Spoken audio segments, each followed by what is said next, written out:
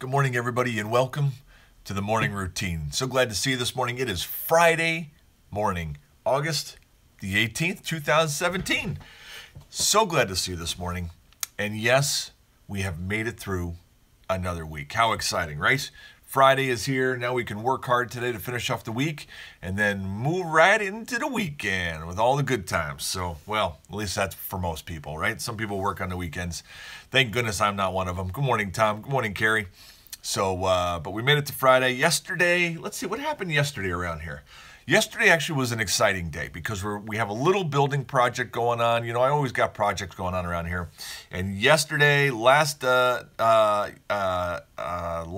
yesterday, late afternoon, the guy started putting some windows in. And then when I was done with work, I was able to go outside and help finish off and put some window in and another window in and a door.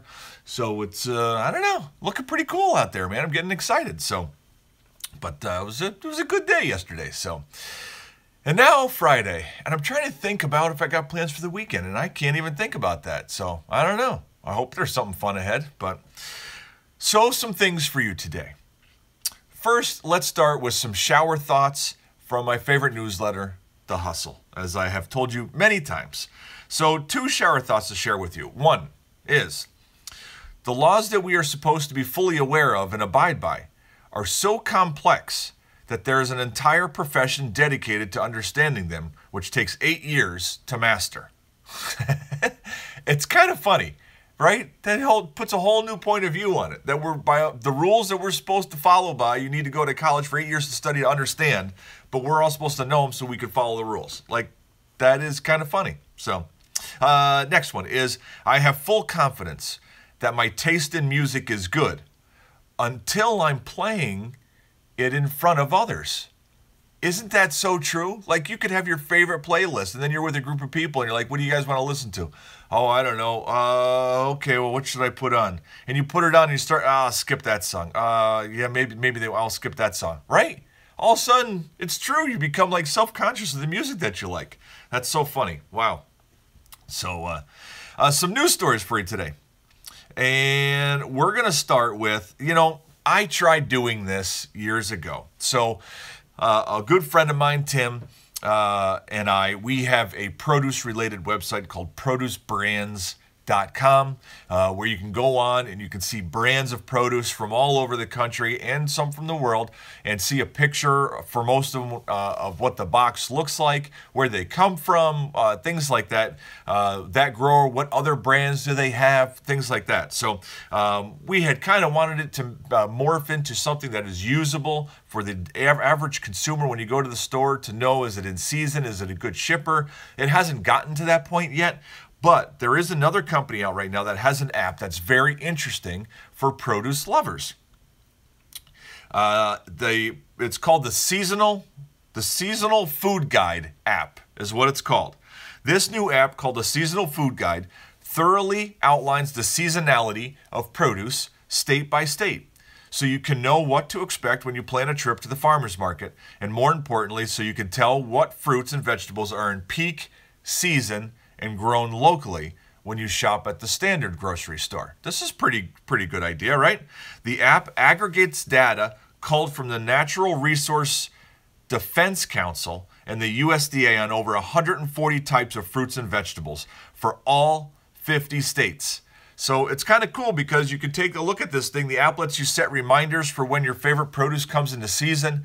It'll tell you which things are in season for that locality. So, I mean, I find this useful because years ago, I was driving on the way home when we lived down the other side of town, and there's a food stand there. And I pulled off to the food stand. It was the first time I'd ever been there, a little roadside farmer's stand, And I said to the people there, everything here is from your farms?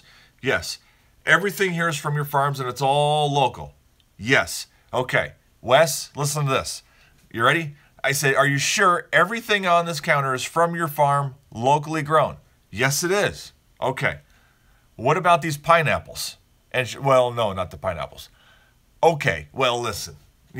I don't believe it. When I go to a farmer's market, most of that stuff, I'm telling you, well, that's my own bias. Some of it is local grown. The rest of it is just bought from the local wholesaler and dumped on the shelf because they can get more money there than anywhere else. So this app will help you know what's in season and where. So you know what the real scoop is. So I don't know. The informed consumer is a good consumer, right? I guess. So anyways, that's a great app. So there'll be a link to that in the show links as always. Next story, the Walt Disney Company, guys. You might have already heard this, but I still think it's worth sharing. The Walt Disney Company has announced that they are buying ownership in a large company called BAM Tech. That part isn't so important. I mean, it is if you're investing, if you own Disney stock. But they're investing in this company called BAM Tech. I think they're paying $1.5 billion for this company. Why they want this company, though, is because they're going to use this company and their abilities to do streaming services, okay? So what does that mean? What that means, Paul, good morning, Paul. What that means is, one, in 2018, they're going to launch an ESPN-branded multi-sport video streaming service. And then in 2019, they're launching a Disney streaming service. Now, a streaming service is like Netflix or Amazon Prime or anything like that where you have content that you can stream live, okay, or whatever you want. The media landscape is increasingly defined by direct relationships between content creators and consumers. This we know because here we are. We don't need a big mega corporation to create content and be direct with consumers. We know this. That's what YouTube is big on, right? So this acquisition and the launch of our direct-to-consumer services mark an entirely new growth strategy for the company. So here you go. The ESPN-branded multi-sport service will offer a robust array of sports programming featuring 10,000 live, regional, national, and international games and events a year. So you could subscribe to this service. So they haven't talked about what it would cost per month or anything like that. And then you can have live access to all of these games and watch them on your portable device or on your TV or however you want to do it. That's going to be in 2018. 2019, the new Disney branded service will become the exclusive home in the U.S. for subscription video on demand viewing of the newest live action and animated movies from Disney and Pixar. So, in light of this, and this is the part that you probably saw in the news, is Disney is pulling all of their content away from Netflix. So if you're used to going to Netflix and getting to see Disney products, you will no longer be able to get to see them as they transition into their own streaming service that you will be paying if you want to have it. So, big step there. That's interesting. So it's going to get crazy, I feel, like everybody can have their own streaming service and it's going to be disjointed. There's going to be this over here and this over here and this over here. And then you need, I think it's going to be more and more popular for people to curate content to then bring together and deliver to you and I. Because we don't have time to go and search all over the place to find all these little pockets of information and entertainment and broadcast. So somebody's going to need to help curate it and bring it to us, you know. So I think there's going to be a big opportunity for people who want to do that. So last story to share with you. In the operating room, you ever see on TV where in the operating room surgeons are listening to music and stuff like that? Is that just Hollywood or is that reality? It's a great question. Well, guys, it's a reality. Listen to this. Turns out rock is what doctors ordered. While patients are sedated in the operating room, surgeons are rocking out to the likes of Metallica, Led Zeppelin, AC/DC, and the Scorpions. Rock is the most popular genre of music surgeons listen to while operating. 49% of surgeons are listening to rock in the operating room. 48% listen to pop, 43% enjoy classicals, 24% enjoy jazz, and 21% enjoy R&B. 90% of surgeons and surgical residents listen to music in the OR. Now, why do they do that? Doctors surveyed reported that music relaxes and calms them in the OR, helps improve mood and focus, and breaks tension when there are quiet moments. So there you have it. So next time, if you're in the operating room having a surgery done, the likelihood is that they're jamming out to little, crazy stuff, Hell's Bells or something nuts like that, or Thunderstruck, or, hey, Mr. Sandman. So you never know. But there you have it. That's the scoop. So great article again. All those will be in the show links for your reading pleasure if you want to go see them at freedomconvo.com, morning show link, or on Facebook and YouTube. The links are right there. Sorry, podcast. You got to go look it up on your own. So, but let's go check out and let's see what's trending on the Google Trends. The top 10 most searched things yesterday on Google Trends were: number 1, Heather Heyer, which was the young lady who was killed by the car. Her mother is now in the news. Number 2, the Hitman S bodyguard. Number 3, General Pershing. Number 4, Logan Lucky. Number 5, The Defenders. Number 6, Gary Cohn. Number 7, Emma Stone. Number 8, Aaron Judge. Number 9, Kate Winslet. Number 10, Shania Twain. This is amazing. I'm looking at this. So there's 1, 2. 2 out of the top 10 were not people's names. 8 out of 10 most popular searches yesterday were actual people. That's pretty. We haven't seen that before, so that's a new thing. So let's go check out some trending news today. What's happening in the news world? Top of the list: the FTSE 100 index, Spain terror attacks, airlines and tour operators stocks slump. That's in the European market. Next, Visual Seeker. Visual Seeker. What is that? Hang on, I clicked the button I shouldn't have. We got trouble. There we go. Infosys CEO Visual Seeker resigns, blames drumbeat of transactions. Okay. Next is Jefferson Davis Highway, Confederate monument in Arizona, tarred and feathered. Next, Maria Chappelle Nadal, Missouri lawmaker posts, deletes Trump assassination Facebook comment. After that, we have the Cleveland Clinic. 3 organizations pull events from Trump's Mar-a-Lago. After that, we have Obi-Wan Kenobi. Star Wars Obi-Wan Kenobi standalone film in the works. Wow, a standalone film on Obi-Wan Kenobi. That's pretty cool, man, right? Good morning, Ron. And thanks for being here, bud. That's awesome. Next, Durham, North Carolina. 8 people charged for toppling Confederate statue in Durham as scores line up to confess. So this is interesting here. So, we talked about this yesterday, and they're toppling these statues, and now people are being arrested for it. So this is going to be kind of an interesting thing here. I don't know. Donald Trump. Trump defends beautiful Confederate statues. Next, Kevin Durant won't visit White House over Trump. Our president is very polarizing. And last but not least, the USS Fitzgerald. Navy disciplines USS Fitzgerald commander, 2 other senior officers for deadly crash. And that is what's trending on the news today. Let's run over, guys, and let's grab ourselves a passage of wisdom. So today's passage of wisdom, guys, that came to me on my email. As you know, this week we've been talking a lot about worry and anxieties and things like that crop up on us, right? And how much do we honestly trust God? The series at the church that I attend is talking about being what's the title? Christian atheist, where it's impossible to be a Christian and be an atheist, right? But you can be a Christian that lives life that maybe is very similar to an atheist, it's hard to tell the difference. And so I guess along the lines of worry and anxiety, which I don't know how we kind of got into that this week, along the lines of that, how much do you really trust everything to God?